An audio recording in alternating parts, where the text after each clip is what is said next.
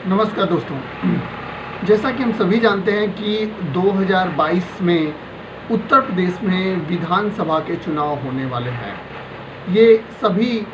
लोग भली-भांति जानते हैं। तो इसको लेके सभी राजनीतिक पार्टियां द्वंद्व स्तर पे अपने प्रचार प्रसार में लगी हुई हैं और वो चाहती हैं कि हम पुनः सत्ता में आएँ, चाहे वो बीजेपी हो, चाहे वो समाजवादी पार्टी हो, चाहे वो बसपा हो, चाहे वो कांग्रेस हो। इस समय कांग्रेस भी कहीं न कहीं उत्तर प्रदेश में अपनी छवि और पार्टी की राजनीतिक जो स्तर है उसको कहीं न कहीं ऊंचा करना चाहता है। इसीलिए आपने देखा कि प्रियंका गांधी भी उत्तर प्रदेश में आने जा रही हैं और यहाँ का सारा काम जो है पार्टी का वही संभालेंगी, वही लीड करेंगी। तो कुल मिला जुला के आज हम ये बात करना चाहते हैं कि आखिर में 2022 में पुनः किसकी सरकार बनेगी। देखिए, हमारे यहाँ जो चुनाव होता है और जो चुनाव प्रचार होता है उसमें बहुत से अहम मुद्दे होते हैं। देखिए, यहाँ पे कहीं न कहीं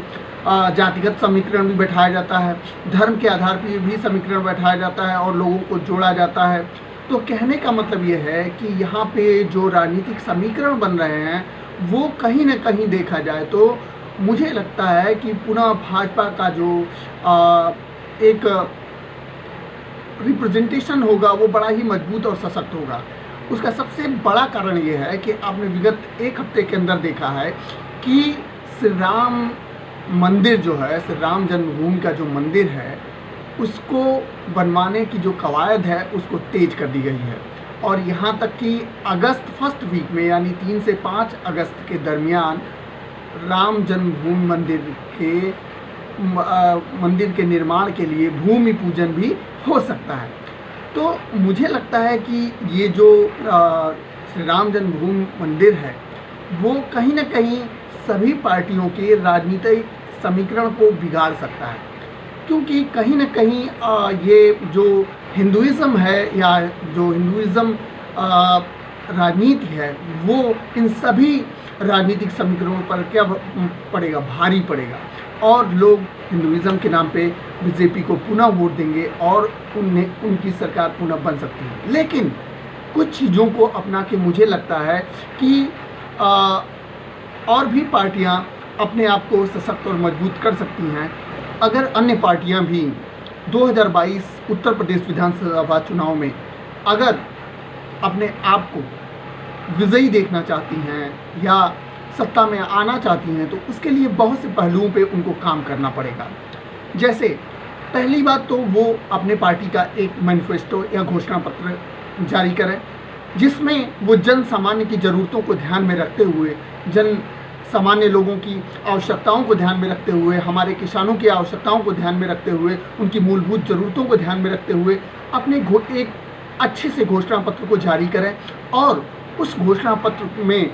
जो भी चीज़ें इंक्लूड की गई हैं, जो बातें उसमें जोड़ी गई हैं, उसको लेके जन समुदाय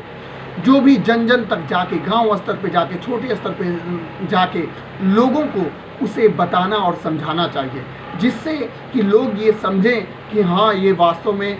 अन्य पार्टियां भी जो हैं वो हमारे हित में काम करेंगी और हमारे हितों का ध्यान रख रही हैं और इस तरह से वो कहीं न कहीं अपने आप को सशक्त और मजबूत बना सकती हैं। नहीं तो मुझे लगता है कि 2022 में कहीं ऐसा ना हो कि बीजेपी पुनः एक बार सत्ता में आ जाए और सभी पार्टियां देखती रह जाएं। तो इसके लिए उन्हें अपने सभी कार्यकर्ताओं को जागरूक करना होगा और वो एक वीआईपी कल्चर से निकल के, जो कि वो एक्चुअल में जीते हैं, उससे निकल के उन्हें ज़मीनी हकीकत पे आके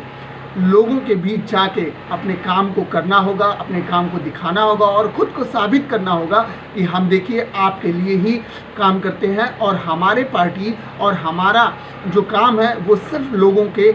अच्छे के बारे में करना है, अच्छा सोचना है, उनकी समस्याओं का निदान करना है। इन सारे पहलुओं पे उन्हें काम करना होगा, तभी जाके वो 2022 के चुनाव में पुनः सत्ता में आने की सोच सकते हैं। अन्यथा मुझे लगता है कि वो एक बार फिर मौका चूक जाएंगे।